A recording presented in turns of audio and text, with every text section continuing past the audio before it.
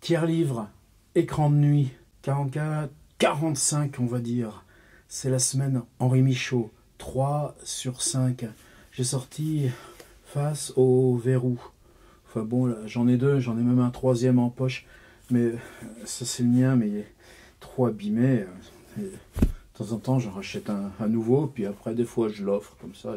En quoi, pour moi, Face au verrou, écrit dans les années 50, est le plus exemplaire, peut-être, de la démarche de Michaud. Vous savez qu'un des grands crimes littéraires qui a été commis ces dernières décennies revient à Michaud lui-même. Il disait « Je ne veux pas que mes textes soient imprimés à plus de 800 exemplaires. Si on imprime mes textes à plus de 800, il y a tromperie. Personne, on ne trouvera jamais assez de gens susceptibles de comprendre. » Et donc il y avait ce jeu où s'est constitué l'espace du dedans. L'espace du dedans qui est toujours vendu, qui est en poche. C'est une compilation des écrits réussis de Michaud. C'est lui-même qui l'a composé.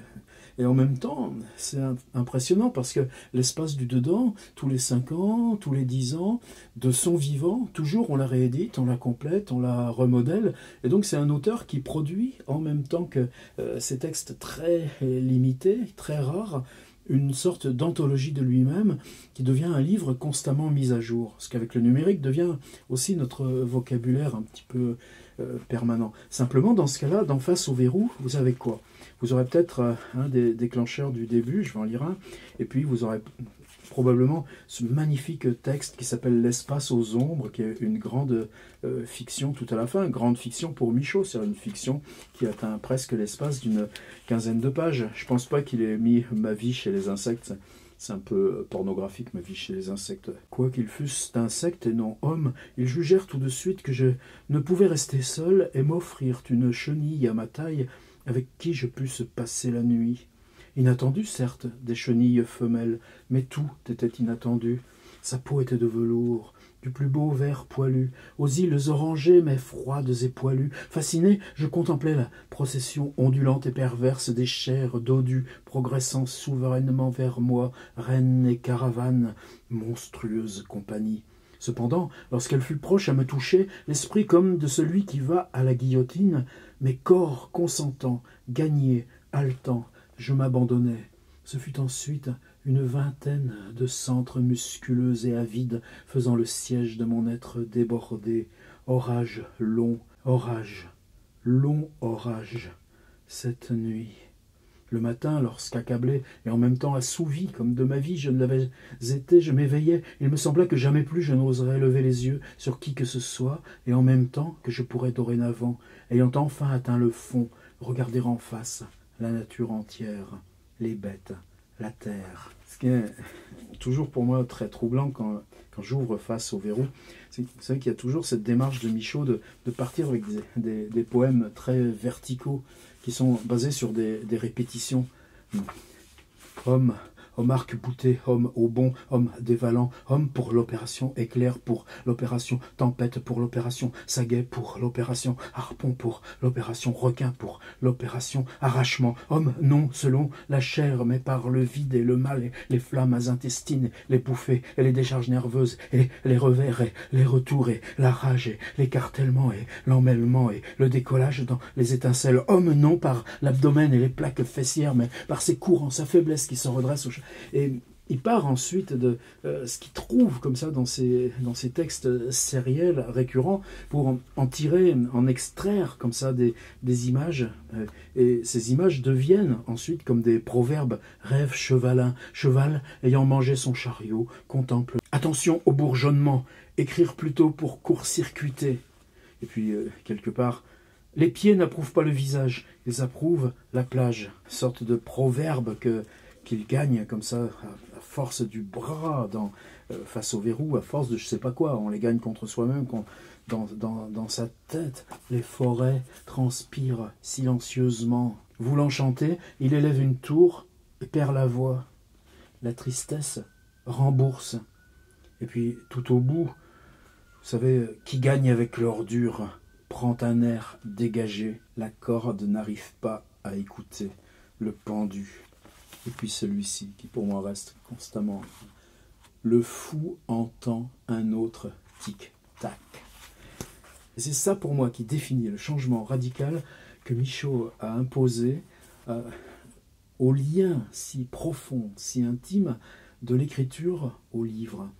L'écriture est un chemin, le livre n'est pas un produit ou un aboutissement de ce chemin, il est le chemin lui-même. Je prends dans l'ouverture de Face au verrou, il y a 2 textes qui s'appellent « Poésie pour pouvoir ». Et là, Michaud revendique l'appellation poésie. Il y en a un qui s'appelle « Je rame ». Et Michaud en parle avec une sorte de sourire ironique. Quelqu'un lui avait fait un mauvais coup. Donc dans sa tête, il rumine et il écrit ce truc en disant qu'est-ce que je peux, à distance, provoquer de malédiction sur cette personne. Puis après, il apprend que, bizarrement, elle a eu un accident mortel. Et tout d'un coup, il est très troublé de l'usage de la langue dans son « je rame ».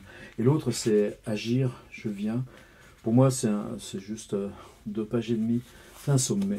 Pourquoi? On est dans les années 50, je vous ai dit, c'est l'année où arrivent les robes de chambre en nylon. C'est beau, ça vient des Américains. Simplement, personne n'avait prévu qu'à l'époque, tout le monde se chauffe et cuisine avec du butane. À la même année, je crois que plus de 140 femmes vont être brûlées vives. Marie-Louise Ferdière, qui avant était l'épouse de ce psychiatre qui, dans le malheur de son divorce, a quand même un autre bonheur. Il décide de s'exiler loin de Paris et achète un établissement hospitalier à Rodez.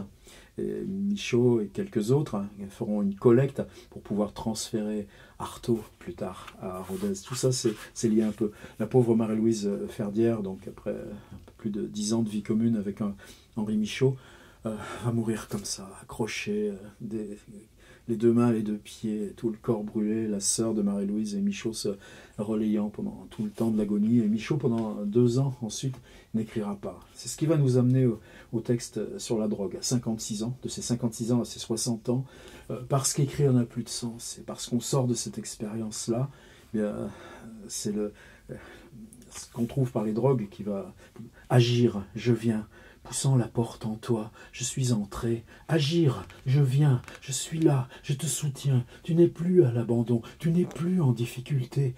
Ficelle déliée, tes difficultés tombent, le cauchemar d'où tu revins à garde n'est plus. Je t'épaule, tu poses avec moi, le pied sur le 1er degré de l'escalier, sans fin qui te porte, qui te monte, qui t'accomplit. Je t'apaise, je fais des nappes de paix en toi, je fais du bien à l'enfant de ton rêve. Afflue, afflue en palme sur le cercle des images de l'apeuré, afflue sur les neiges et la pâleur, afflue sur son âtre et le feu s'y ranime. Agir, je viens, tes pensées d'élan sont soutenues, tes pensées d'échec sont affaiblies, j'ai ma force dans ton corps insinué, et ton visage perdant ses rides est rafraîchi, la maladie ne trouve plus son trajet en toi, la fièvre t'abandonne, la paix des voûtes, la paix des prairies fleurissantes, la paix rentre en toi. Au nom du nombre le plus élevé, je t'aide comme une fumerole s'envole tout le pesant de dessus tes épaules accablées,